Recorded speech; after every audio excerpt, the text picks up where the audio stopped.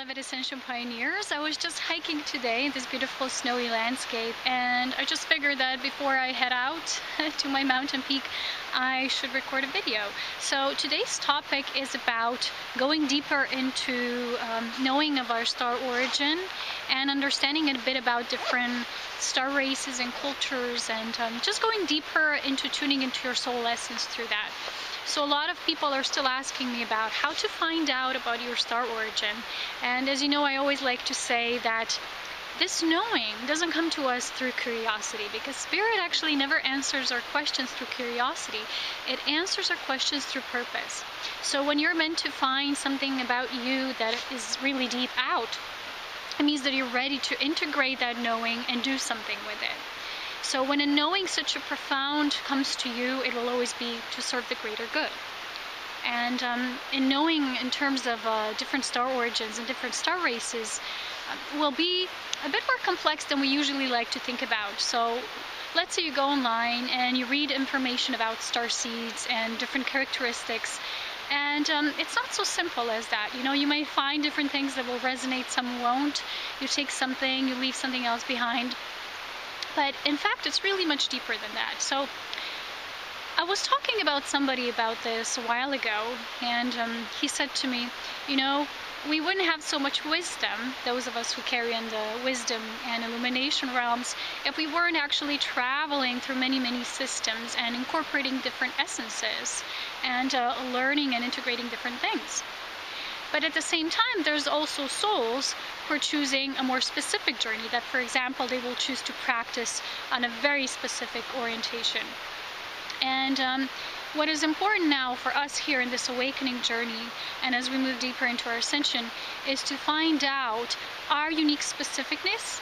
So what really we're good at. This means what we really are integrating in ourselves, not just that we know about, but we deeply embody it. So there's souls who have been traveling different systems, and they might have different essences. And you might know this, and you say to somebody, how do you just know everything? You're good at everything. And you know, maybe a specific soul will choose to be oriented in just one, spectrum. Let's say somebody will be involved in music all of their lives. And for those of us who have been traveling and have been incorporating different perspectives, we're gathering that, and this is how wisdom is gained. So for me personally, I travel the realms of illuminated truth, and we bring the illumination into the worlds of creation. This is what we do, and we do that, for me specifically, through showing the way of divine love. And I received this guidance a few years back that I'm just a teacher of divine love, and I share this very naturally. And also what I'm learning about myself, realizing lately, is this deep origin that is my soul origin, but that doesn't mean I just carry this essence. Is a Pleiadian nature, and Pleiadian essence is very much about communicating and healing through truth, and it's about that joy, and joy through lasting unions, and knowing how to work with DNA, with tantric sacred sexual energy. So we actually transform DNA with this beautiful sacred sexuality, which is nothing in terms of how we used to know sexuality here on Earth before. So it's very new. It's something that continues to expand. And for me personally, when I go deeper into my physical embodiment of this essence, I'm also learning new things about myself. And with each new chapter, I go, wow, really? This is what it is about. So our knowing of the star essences that we might hold doesn't end at a particular definition, such as, wow, I'm a Syrian, or wow, I'm a Arcturian, I'm a Pleiadian, I'm a, whatever it is.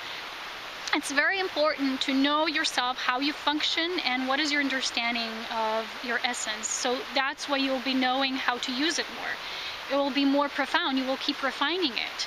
And at the same time, there's a lot of us who also feel we're guided to do a lot of things, and never just one. But again, the core essence, even though you have many different talents, many different gifts, there will be something that links all of these together. And this, for me, is this beloved energy. And this is what I feel the most to be my path.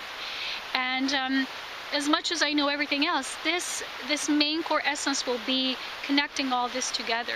And as you're going to go deeper into the self, you will probably realize that about yourself too. I've been talking to a friend, and he said to me, you know, there's these different musical festivals here where I live, and where I travel to there, in this particular place, and when people go there, they just rave, and they're just totally in music. And he said that's a very Syrian perspective, because they actually integrate everything through music. So they have councils that actually function on music. And there's many different souls that are builders. They know how to build through sacred geometry. They know how to build through these patternings of light. And they'll be more physically building those things. So for me, this Pleiadian essence is a lot about refined arts, refined dancing, refined everything that has to do with channeling divine love and putting it out there through beauty, through grace. And this is how I feel my own origin. Although I have a lot of knowledge on other aspects as well, but this is corporate. This is like that which really brings everything together into union. Again, also what is important to say, which I mentioned in one of my previous videos, is also the aspects of left and right brain, you know, balancing out, because some aspects in different star races and systems maybe are more involved in one aspect, and you know, some have been mastering more the arts of the left brain, and they have went completely into technology, and others have gone much more the natural primitive self. So let's say pure connection with the elements. And you know, there's a lot of souls here on the planet that feel very shamanic. You know, I have a very deep connection with nature as well, but my connection with nature is definitely not shamanic. It's very different. It comes more from these refined realms and how I perceive it in a greater spectrum. And it's just different. So you need to find your own specifics. It doesn't mean that how another might function, that you will function the same way. The general might feel the same. So you say, wow, we both love nature, but when you go to nature, how is your connection with nature? What is your specifics? And you don't need a definition what you are, where you come from, to balance yourself out in that, to master yourself in that. So when you read about these characteristics, and let's say you read many of them and you resonate with a lot of them, and you can't kind of like decide, it means you probably were going through many different systems, and you have lots of things that you've been incorporating in yourself. The more you have, the more your left and right brain hemispheres are balanced. This is for me. I'm not really into more technological things, but when I get to things, I can do them myself. I'm very quick at learning, you know, computer things, and I memorize fast. But it's not my main essence that I would do that. You know, for example, I studied graphic technology, and this is where I graduated and had my diploma. But it wasn't my path. But when I think of it now, when I have all these pages and everything, all that we were learning there and different programs we were getting to know, it's all a part of what I need now. Because I'm totally self-dependent. Everything I do is myself. And I kind of needed that as a basis, as a foundation for how to deliver what I know in my main essence, which is the Pleiadian essence of beauty, of grace, of the beloved energy, and how it transfers and how it ripples out into everything in our lives. So it's very important to, when you study, let's say, different star systems, or you have your own memories coming through, maybe you do automatic writing, I don't know how it comes to you, it will be unique to you. But remember that you never stop at a particular thing, so don't limit yourself. Your core essence will be very unifying. It will penetrate through everything that you do. And that essence is what really defines you. And in fact, it doesn't define you. It just is you. It's your uniqueness. But it doesn't stop there. It will just be like this overriding, overflowing theme, and this beautiful soul song that you are. What you can do is you can create a sacred space for yourself, have some meditative moments, try to channel your song, try to say, if I would sing myself into being, or if I would write a poetry for myself, or I would paint myself, what would the energy be? People say, how do you know how to paint other people's auras, energies? I don't know, I just receive. I open to the divine mind and heart as one into receiving.